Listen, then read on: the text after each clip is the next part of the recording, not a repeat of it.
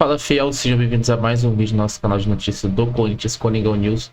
Trazendo para vocês mais um vídeo com informações a respeito do Timão, desse jogo de amanhã, às 18h30 aí pelo Paulistão, pela semifinal do Paulistão contra o Santos. Jogo na Itaquera, jogo esse qual o Timão vem com força total e tem que vencer esse jogo aí, né, poder passar aí para a final desse Paulistão e quem sabe conquistar esse sonhado título aí, né, que o Timão tá em jejum desse título.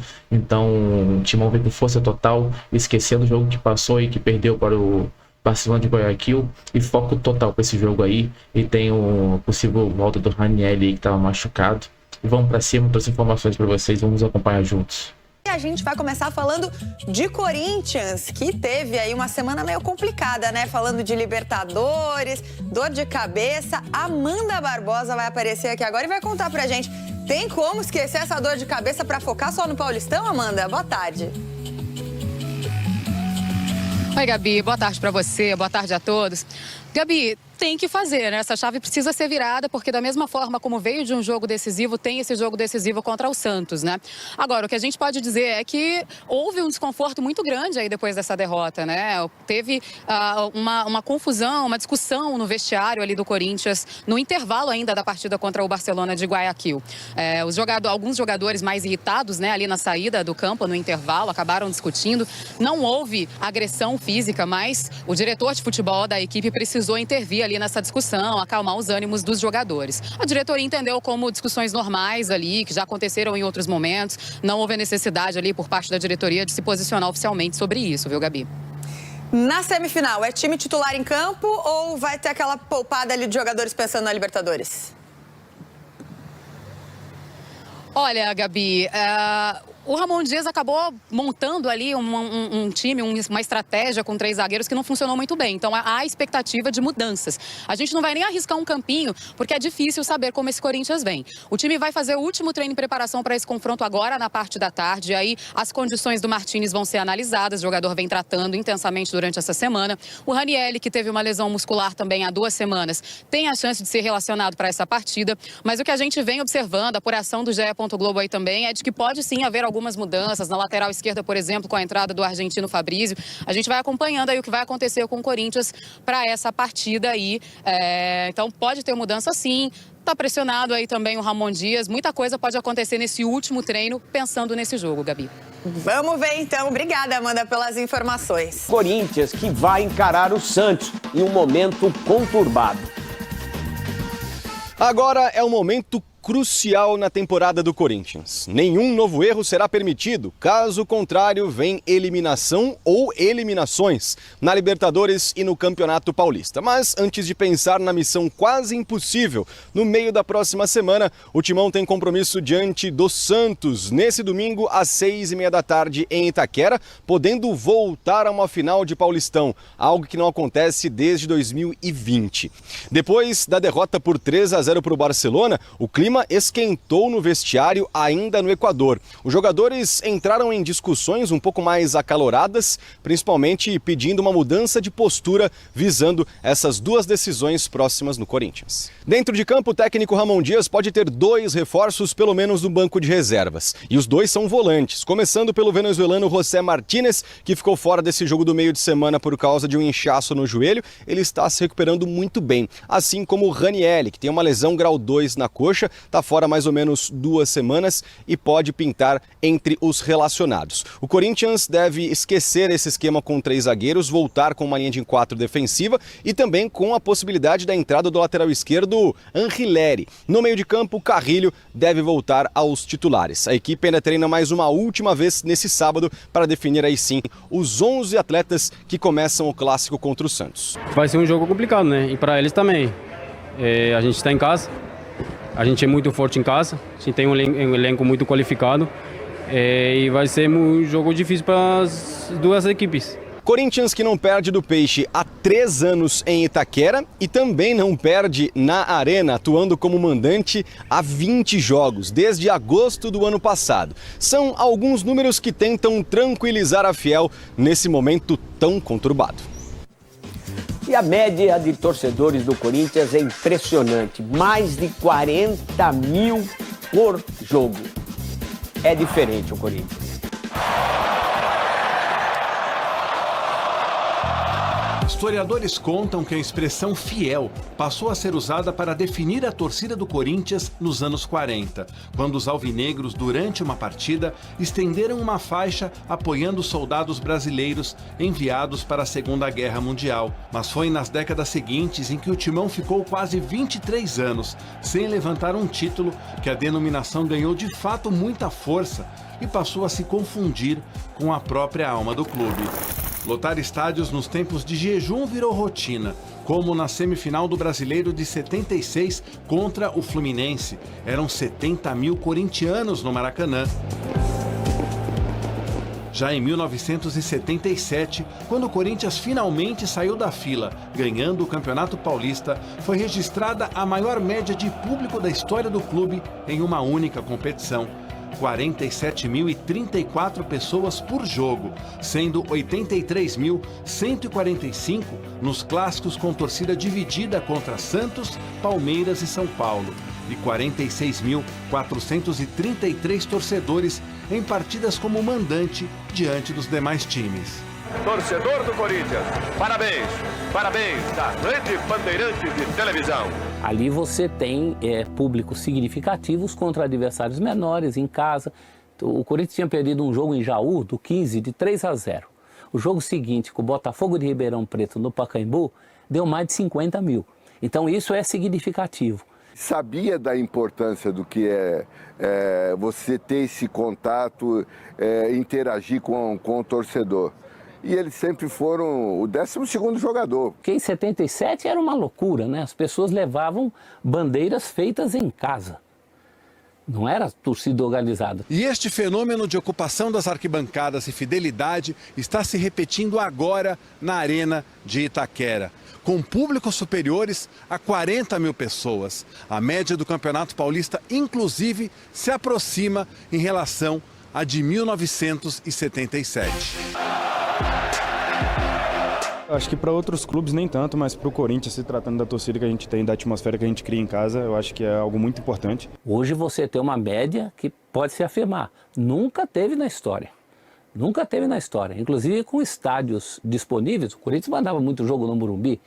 Ele poderia ter média de 40 mil, sendo mandante do Morumbi. E não tinha. Quando você fala média, você está dizendo que você vai ter 40 mil contra o Água Santa, contra o São Bernardo e também nos clássicos. Isso nunca tinha acontecido. Ironicamente, o Corinthians vive agora o seu maior jejum de títulos desde que saiu da fila em 1977. Já são 6 anos sem dar uma volta olímpica. E como há 48 anos, a torcida está mais do que mobilizada. A torcida do Corinthians é a única que não para. Ela pode estar perdendo de 5-0, mas ela continua vibrando na arquibancada. Eu acho que um paralelo interessante para se traçar com essas médias de público altas do Corinthians hoje e aquele fenômeno de 77 é o ressurgimento, talvez não do corintianismo, acho que o corintianismo sempre continuou existindo, mas o corintianismo de estádio, a experiência no estádio de futebol, ela tem sido retomada pelo corintiano, tem sido mais significativa do que foi nos últimos tempos.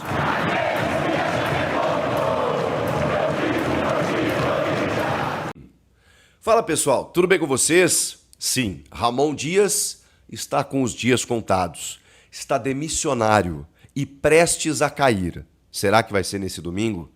Bom, e a gente precisa falar sobre Memphis Depay e tudo que está rondando o bastidor do Corinthians nesse momento. Chega mais, eu sou o Chico Garcia, inscreva-se no canal e vamos juntos.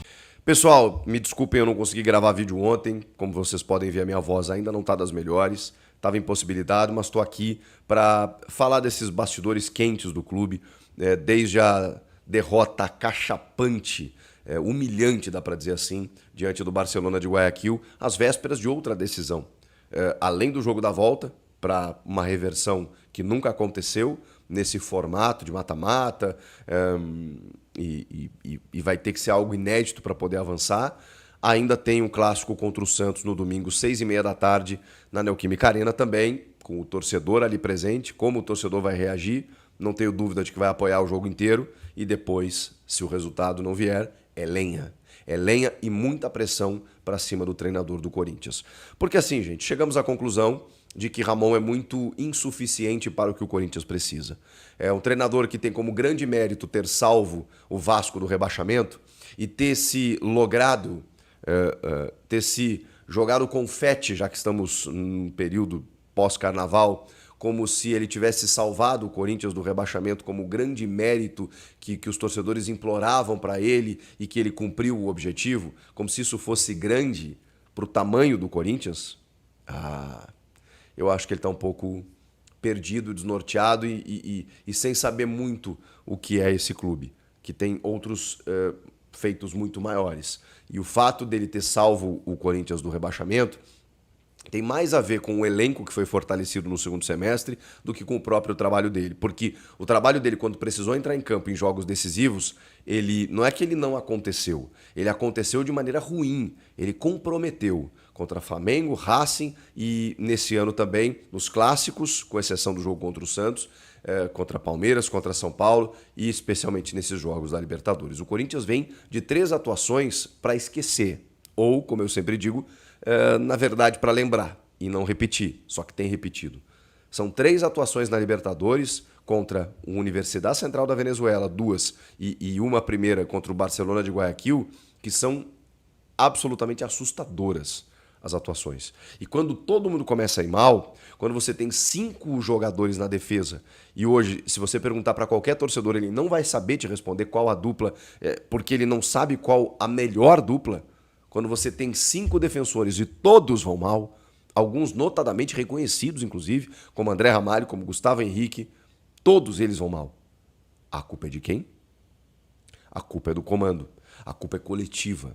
É um sistema que não funciona. Sistema esse que ele muda num jogo decisivo, como foi agora na ida contra o Barcelona. Então, assim, o Ramon está completamente perdido. Ele não está conseguindo encontrar soluções táticas, mesmo que em algum momento ele tenha modificado com 3 atacantes, às vezes 3 zagueiros e tudo mais, ele não está conseguindo encontrar soluções dentro dos sistemas propostos. Não adianta a gente entender que ele sabe jogar com um sistema de 3-5-2, de 4-4-2, ou muda o Memphis de posição ali. Eu quero ver na prática. O que está acontecendo na prática? Não está, né? É um time espaçado, com desconexão entre os setores, a coisa não acontece e a defesa vazando, feito água, feito uma peneira, como a gente tem observado aí nos últimos jogos. Então, tá ruim. Tá ruim e existe um responsável, ou 2, Ramon e Emiliano Dias. Quando o Corinthians precisou deles, a coisa não aconteceu. E, de novo, o Corinthians está precisando. E aí?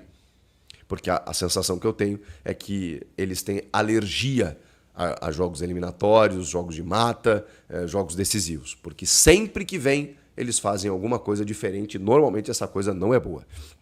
Então, o que resulta nisso tudo? De que se ele não vencer o Santos, se ele não passar pelo Santos, praticamente a comissão técnica será alterada. Eles estão fora. A menos que, sei lá, Corinthians consiga um empate em 2-2, vá para pênaltis e aí perca numa fatalidade e tudo mais, talvez ele ganhe uma sobrevida. Agora, se ele perder a classificação em casa para o Santos, o que é uma possibilidade real, tá? O Santos vem melhor do que o Corinthians. Mas você não pode analisar só esses 3 últimos jogos. É só o que eu tenho para analisar. Com exceção do Mirassol ali, que também jogou para o gasto, né? O Corinthians não passou por cima do Mirassol, mas passou, tá tudo certo, era o que valia. Mas se a gente colocar no combo de atuações, desempenhos recentes ruins, talvez você possa colocar até essa vitória sobre o Mirassol. É muito pouco, né? É muito pouco para que o time pode. E não é nenhum absurdo se o Santos realmente conseguir a sua classificação. E se isso acontecer, tchau. E aí tem outro grande erro da gestão Augusto Melo. Não ter um profissional da comissão permanente. Não ter um treinador para, nesses momentos, poder assumir interinamente o clube. Vai ter que pegar de novo um técnico do Sub-20, porque não tem. Vem uma comissão técnica com seus auxiliares, eles mandam no clube, quando eles vão embora não fica ninguém. Então, todos os clubes, ou boa parte dos clubes, tem isso, tem esse profissional da comissão permanente para assumir a bucha, né? Não só nesse período transitório, mas para ser um cara, um elo, né, entre jogadores e diretoria e a comissão técnica, um cara que está para auxiliar o treinador, mas ele é clube. Vocês estão me entendendo? Porque muitas vezes o treinador traz o auxiliar próprio. Mas esse cara é importante, ele é um olheiro, ele acompanha o dia a dia, ele está perto dos jogadores. Então, assim, dentro desse cenário, o Corinthians não tem esse profissional. E esse é o grande problema, porque se ele perde para o Santos, bom, você demite e quem treina o time na quarta-feira? Contra o Barcelona, tendo que reverter. Difícil, né? Pois é. Eu não sei o que o Corinthians vai fazer, eu só sei que a tendência é demitir. Até porque a possibilidade é muito pequena do Corinthians avançar diante do Barcelona. Existe, é futebol, é o Corinthians, não sei o quê. Eu sei de tudo isso, mas eu não manteria o Ramon nesse desespero. Não passou pelo Santos? Não, vamos deixar o Ramon porque na quarta-feira pode ser que ele avance na Libertadores. Não, até porque o clube chegou nessa situação muito por conta dele. Então ele não tem nenhum direito, ele não teria nem que ter o direito de treinar o time no jogo de volta. Enfim, agora, avançou pelo Santos. O que você faz? Bom, não tem muito o que fazer. Tem que deixar ele até o fim do Campeonato Paulista. E aí depois ver o que acontece. Né? Daqui a pouco o time engrena, o time cresce, como aconteceu no ano passado. Quando ele cai das Copas, todo mundo queria a cabeça dele, ele já estava fora do Corinthians, mas o derby em cima fez com que ele ficasse pelo menos até o derby. A tendência era ele tomar uma pancada e ser demitido. Ele ganhou o jogo, ganhou outros 8 na sequência do Brasileiro e o resto vocês já sabem. Então, o Ramon Dias se salvou pendurado, né, por um fio durante algumas vezes. E, de novo, ele está pendurado. E pode ser que ele se despeça no domingo, pode ser que ele permaneça, que ele ganhe uma sobrevida. Mas já está posto, já há uma constatação de que ele não é técnico para o Corinthians. Isso já podemos concluir, não é mesmo? Então vamos aguardar se ele cai agora ou depois. Surgiu uma matéria do blog do Paulinho, né, de que o Gustavo Henrique e o Memphis Depay chegaram a vias de fato, inclusive, no vestiário depois da partida diante do Barcelona. O GE. Globo publicou que realmente houve uma treta forte, cobrança forte, mas que não houve agressão física. Então, o GE desmente o que o Paulinho trouxe.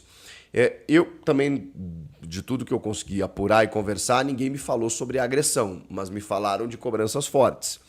O mesmo tom do que o Mateuzinho já tinha dito no Podpah depois do jogo lá na Venezuela contra a Universidade Central, dizendo que quase saíram na mão, foi a expressão que ele usou, que a cobrança foi muito forte no vestiário.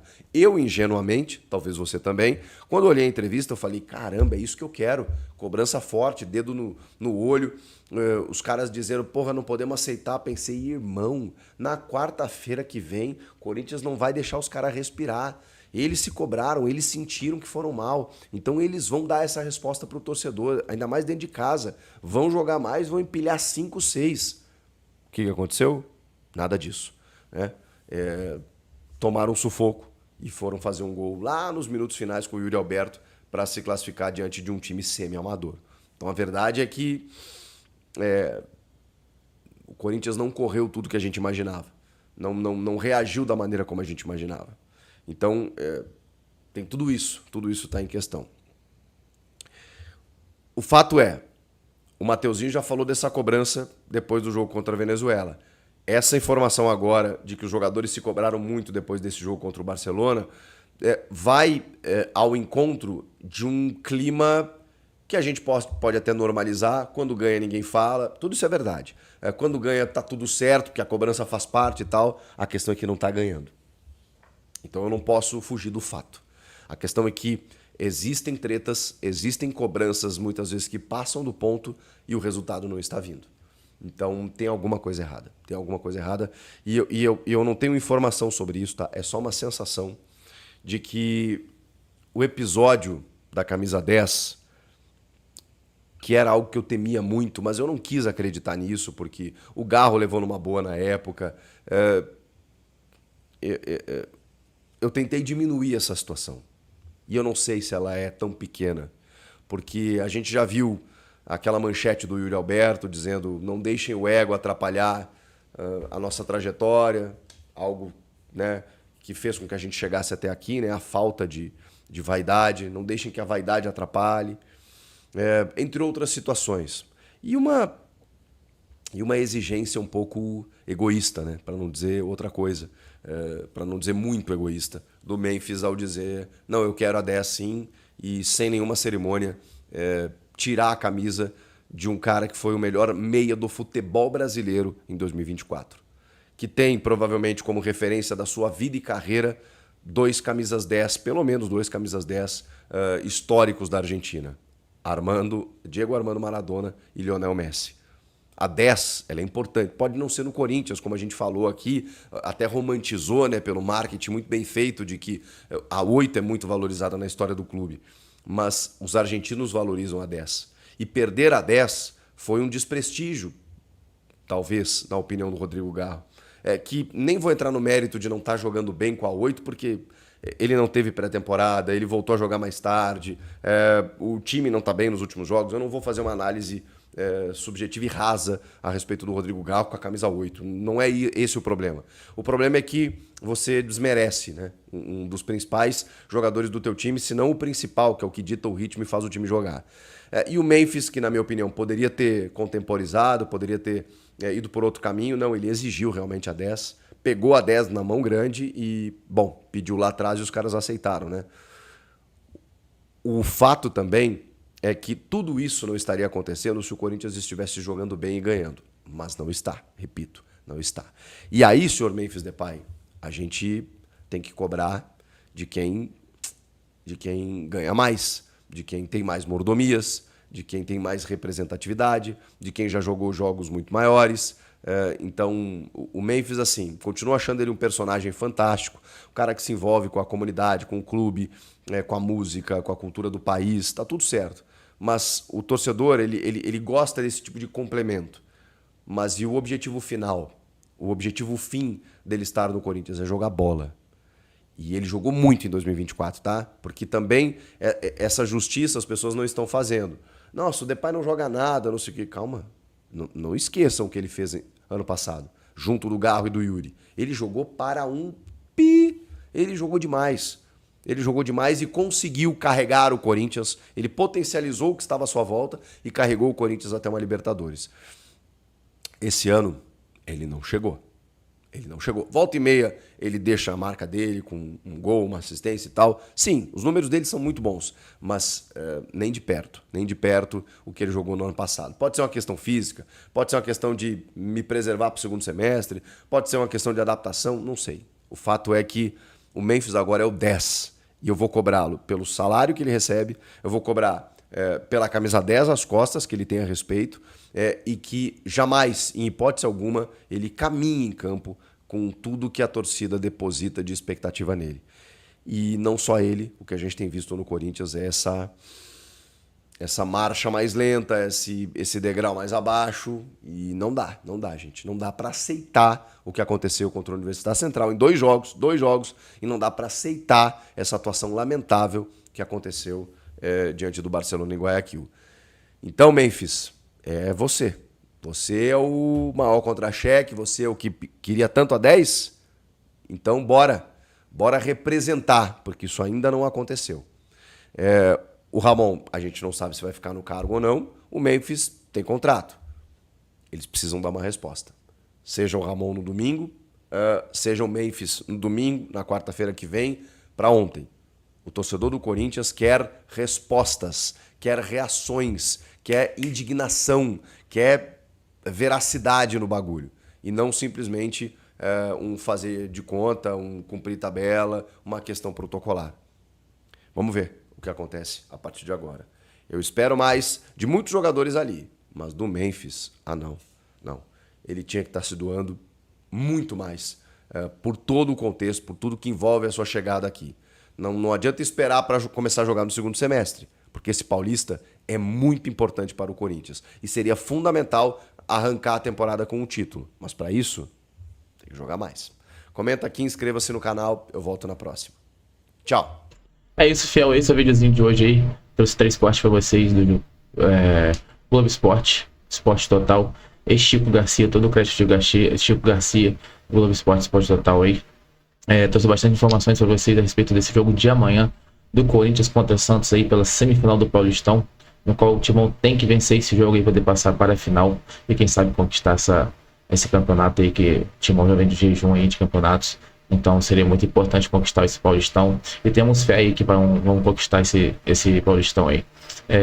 Trouxe para vocês informações aí a respeito de alguns jogadores que estão voltando aí.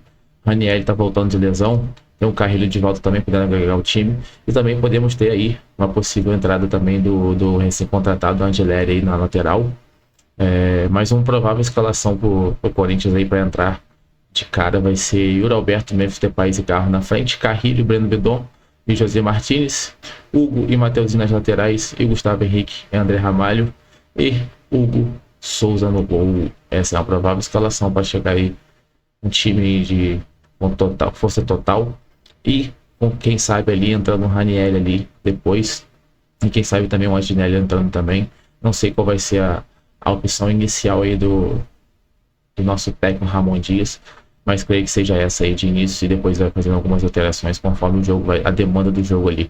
Mas creio que o Timão vai conseguir focar legal nesse jogo, esquecer o jogo que passou, e vai conseguir fazer um bom resultado em cima do Santos aí, do Neymar, né? É o duelo do Memphis Depay versus Neymar, e vamos conseguir sair na frente aí e passar pela essa semifinal, encarar o vencedor lá de São Paulo e Palmeiras e ganhar o próximo confronto também, ser campeão dessa taça aí do Paulistão, né?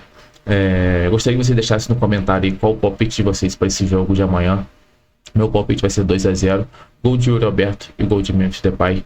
Então gostaria que você deixasse também quem que vocês acham fazer o gol, deixa nos comentários aí embaixo aí, e deixa também o resultado desse jogo que vocês acham aí.